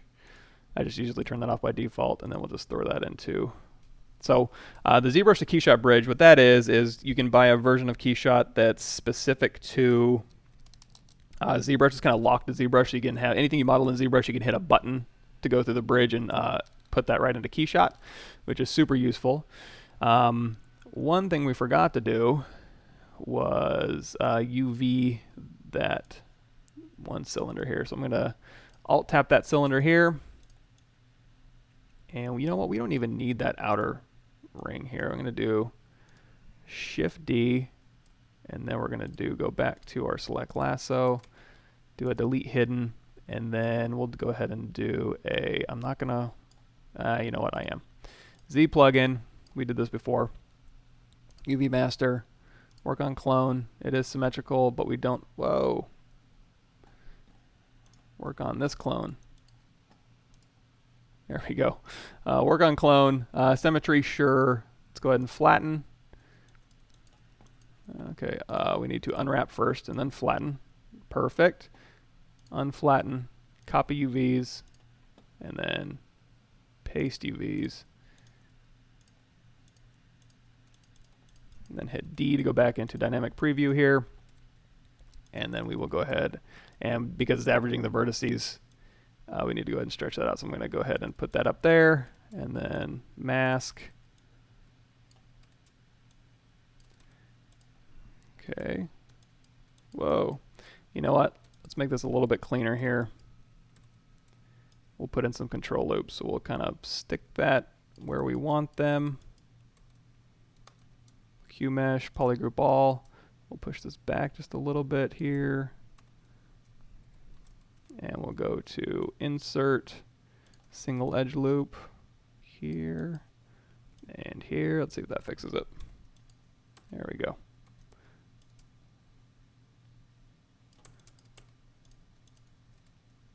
That'll work. We'll just stretch that just a little bit. Okay, so we can resend this back over. Oh, of course, you're going to want to unpause it.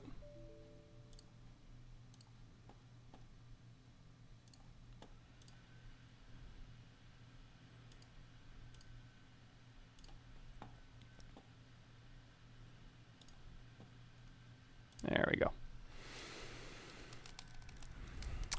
It should be physically based. I think they're scientifically accurate as far as the values that they have plugged in for roughness and color. It should be fairly accurate here. Also looks like our water droplets are busted. Let's go ahead and because I moved that in here. So just really quickly, we'll Alt tap our water droplets here. Let's see if we can do an inflate, deformation inflate. No, we'll do a deformation size in the XYZ. We'll just kind of drag those in. There we go. We'll send that back over. Boop, updated. Okay, so first, let's go to our beer. And you know what? This won't be condensation. We'll actually have beer on there. And then we'll also go into steel. And we'll drag that on here. And then for this label over here, oh boy. I don't even have any labels prepared, unfortunately. We'll figure it out maybe. How much time we got left? Not that much time. Dang it. We'll do glossy painted for this one up here. And then for the surface here, we'll do another painted, and we'll give that a nice orange. Now, you're going to see that the beer doesn't look very beery, and what that's going to mean is we got to go over here to lighting and we'll do full simulation. That's going to turn on caustics and stuff so that it's going to treat that as a liquid that's going to inherit. It's going to send some rays through here and kind of bounce those around to do it. Now, of course, that's going to increase your render time here. So you can go to interior and product render, and that'll kind of speed up your render a little bit. But now we've got our basic beer can here. Then you can double click this. Let's see if we got old scratched steel ultra scratch. Let's swap that out. There we go. And we've got that here. So we can maybe pass some grunge through that top part here and kind of rough this up a little bit here. Cool. Yeah, exactly. Anytime any program kind of dings at you, it's a little bit unsettling. Oh, you know what? I didn't build a ridge inside. That's done with me. We'll do Shift D. Let's do D on that one. We'll do Shift D on this one. So inside here is actually a ridge. So I'm going to do insert a single edge loop here. And then we'll do a poly loop here.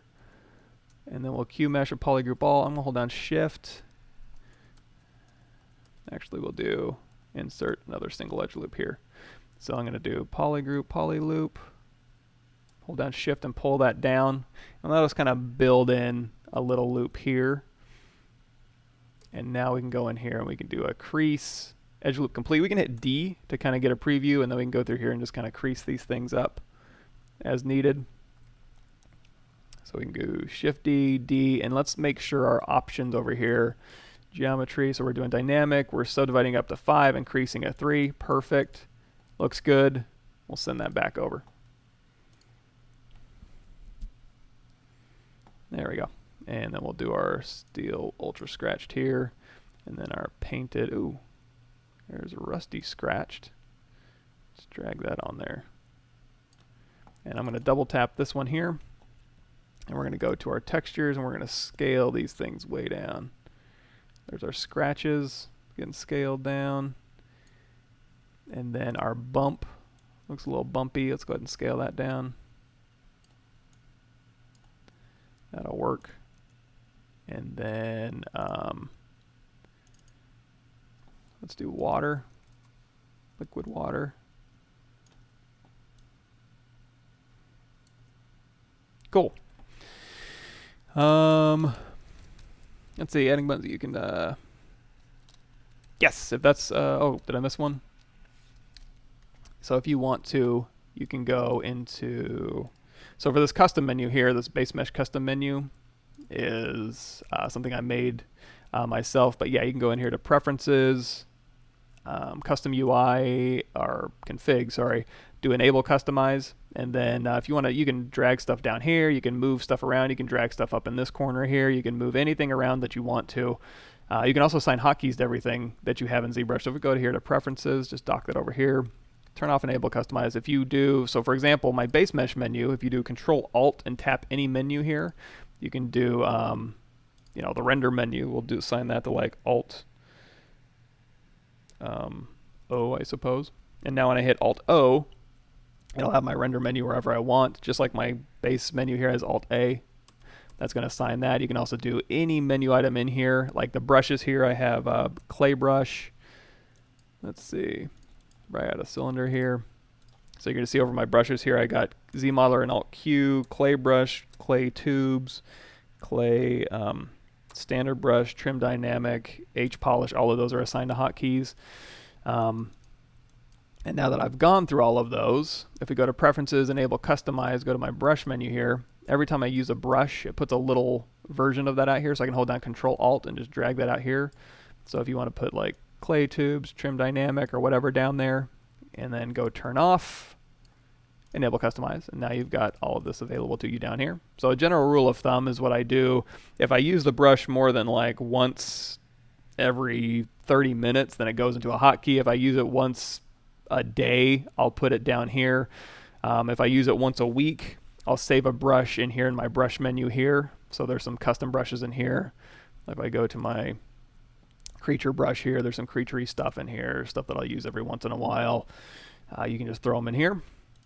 And then if you have a brush that you have saved and you want to use all the time every time you start up ZBrush, but it's not a custom, or if it's a custom brush here, let's see if I have one in here. Yeah, like my insert base primitives here. So if I select that one and then hit M, you're going to see I have a custom base primitives InsertMesh Brush menu.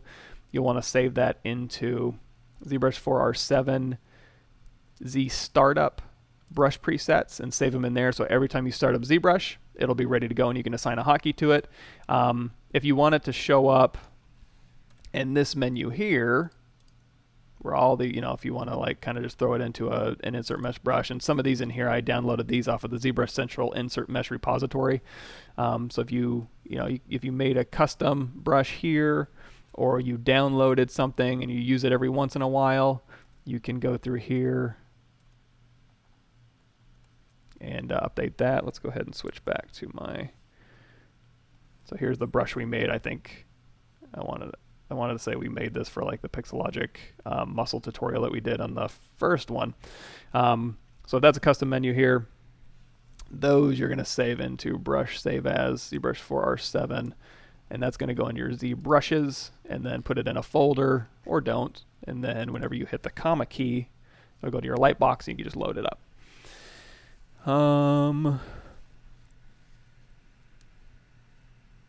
Cool. Z scripting, yeah. So that would be, I think, down Z plugin. I don't get too heavy into that, but I'm sure there's better tutorials out there that would take you through the Z scripting process. I'm not one of them. You can record macros. I do that sometimes. You can go over here to make a new macro, and it's kind of like action brush, in Photoshop, where you record your actions and then you hit stop, and then it'll replay your actions. You can just record macros that way. So yeah, so we've got our thing here, Keyshot, and let's try. Okay, so we've got this material up here. This is paint gloss red. Let's go ahead and go into our material graph here, and in this material graph, we'll add a new label. And doesn't really matter. Let's just drag anything in there. So we have paint, and then we have a plastic going into a label here. So what I'm going to do is change this plastic to a metal. So now the label is taking up. So now you've got metal with these properties here. If I want to change the color, I can kind of lighten that metal up just a bit and change the roughness value and all that good stuff. So what I want to do is kind of put the metal only where the edges are. So one way to do that is just to right click in here and go to textures, and we're going to go to occlusion. And now if we want to see where this occlusion is going, you can just hit preview color, which is C, and that'll give you a preview color of what you're doing on here. So in our occlusion properties, we're going to change the radius. We're going from white to black. Let's change our fall off here, radius down, and we're also going to change it to inside. Let's see if we can get this to work here.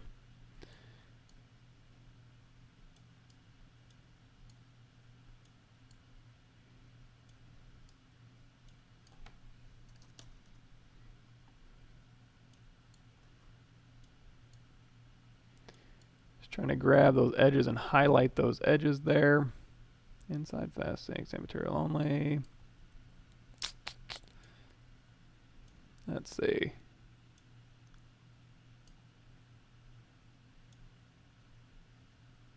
Crank that fall off way up apparently. Let's try this. And the radius. And then you can use that as a mask. If I take this occlusion here, let's go ahead and do You can turn off preview color by hitting C. You can drag that into the opacity of the metal, and now the metal should just show up where we have that occlusion mask showing through. And then the paint colors, you can kind of layer your stuff up like that. Yes, exactly. Now, I don't have any labels to put on here that, I mean, you could go in there and create your own label in like Photoshop and then plop it on here. And since it's UV'd, you could just wrap that label right on there and it'll show up fine. But good enough for now. Let's go ahead and change our lighting back to full simulation here. And that'll grab the caustics for this, and then we could go ahead and throw it in a conference room here. Whoa. Give it something to at least reflect, and then we'll turn on color for the environment.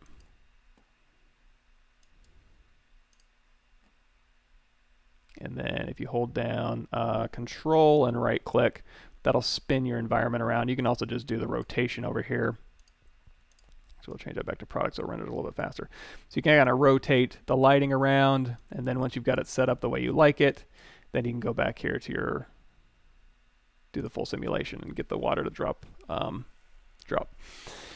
I ever attend events in the UK? No, wouldn't be against it. I just don't make it over there very often. But that sounds cool.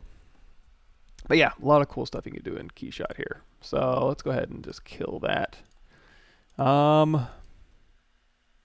Anybody have any last minute questions here? I'm going to go ahead and save this can. I'm going to work that into my robot. We'll do one more robot on my channel. So we've got this thing ready to go. I'm going to go save as, and we'll call this characters bots battle. I'll call him Beerbot.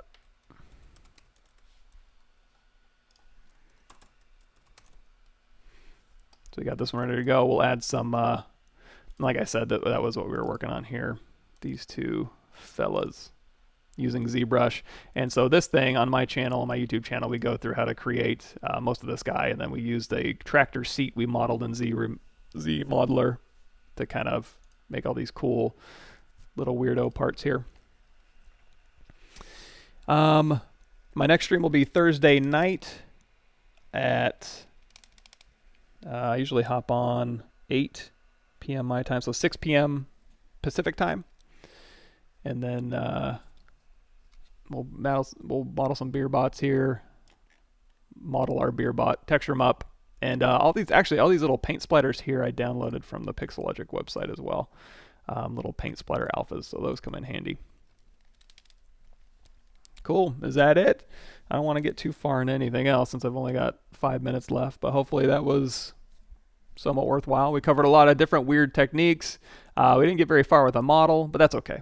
I'd rather on the Pixelogic channel with you guys just talk about stuff and how to do it as opposed to just cranking through, especially. So what is the last good habit you managed to get into your workflow? Oh boy. What did I just do recently? Oh, you know what? This is something I forgot about. It's not a good habit, but it did remind me of this. So let's go back here to this model here. If you go to ZBrush Central, oh, do I not have it loaded? Yes, I do. ZBrush Central, I think it's just do a search for like Joseph Drust panel loop presets. There's a panel loop preset you can do, and that'll go ahead and do panel loops here. So if you go through here, for example, on this object here, we're going to do Shift D. If you go through, and we'll hit Control W to make it all one poly group here, and we will, actually, you know what, let's have a little bit more fun. Let's hit Control D just to subdivide this thing up, and we'll even go as far as just to make this thing a DynaMesh. So we just have a DynaMesh little sculpted object here, right? So what we can do is we can go through here and we can slice where we might want panels to go, or the indication of panel, I should say. So what you can do is we got these sliced right through here. So we can go to panel loop presets and we can go, you know what, I want it to kind of have this kind of cut in look like this. So we'll go ahead and do that and say we want to accept that preset, and it'll go ahead and put those panel loops in for us. If you don't like those, you can hit Control Z and that'll undo it. However, You can also go into your geometry, edge loop, panel loops here, and it saved the settings for you. So if it's like, you know what, I didn't want that to be that thick, so I'm going to do like 0.035 and then hit panel loops again, it'll go ahead and cut in those panel loops for you. Now, these are all separate pieces here, so you can use this to kind of just very quickly, you know, here's Control-Shift-A, to kind of quickly go through and just add very quick panels to your stuff. So that's a cool thing I was doing the other day. I'm trying to come up with quick techniques for rapid iteration on weapons, and I was doing that at work, and I remembered, oh yeah, panel loop presets, and then I realized I'd never gone over that. But that's a really cool thing to use. But anyways, I'll call it a day. Yeah, I don't know if it's a habit. You know, maybe the good habit is just remembering stuff sometimes. That's about the best habit I'm gonna end up having. But yeah, that's a good one. And I think if we do, let's see, go back into solo mode here. So let's grab this one and we'll go ahead and split that off. Hit Control W, and now we can slice this thing up. And then we go to panel loop presets, and you know what? I want that one to be a little bit tighter. So we'll hit that shell, hit yes.